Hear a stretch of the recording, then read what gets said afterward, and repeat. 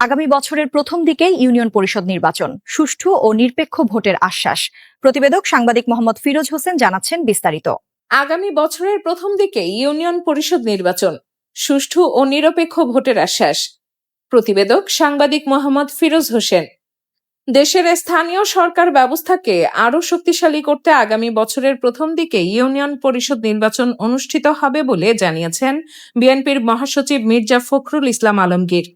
তিনি বলেছেন, নির্বাচন হবে অবাধ, সুষ্ঠু, নিরপেক্ষ ও অংশগ্রহণমূলক, যাতে দেশের প্রতিটি ভোটার স্বাধীনভাবে তাদের ভোটাধিকার প্রয়োগ করতে পারেন। মির্জা ফখরুল ইসলাম আলমগীর বলেন, জনগণের প্রত্যাশা অনুযায়ী একটি গ্রহণযোগ্য নির্বাচন আয়োজনই তাদের লক্ষ্য। তিনি আশা প্রকাশ করেন, নির্বাচন এমন পরিবেশে অনুষ্ঠিত হবে যেখানে কোনো ধরনের ভয়ভীতি, প্রভাব বা অনিয়মের সুযোগ থাকবে না। ভোটাররা নির্বিঘ্নে ভোট কেন্দ্রে গিয়ে নিজেদের পছন্দের প্রার্থীকে ভোট দিতে পারবেন।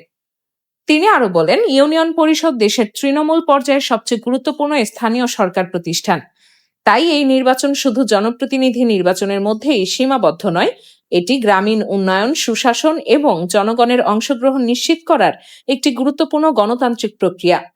বিএনপির মহাসচিব আরো বলেন, নির্বাচন কমিশন সহ সংশ্লিষ্ট সব প্রতিষ্ঠানের নিরপেক্ষ ভূমিকার মাধ্যমে একটি বিশ্বাসযোগ্য নির্বাচনী পরিবেশ নিশ্চিত করা সম্ভব।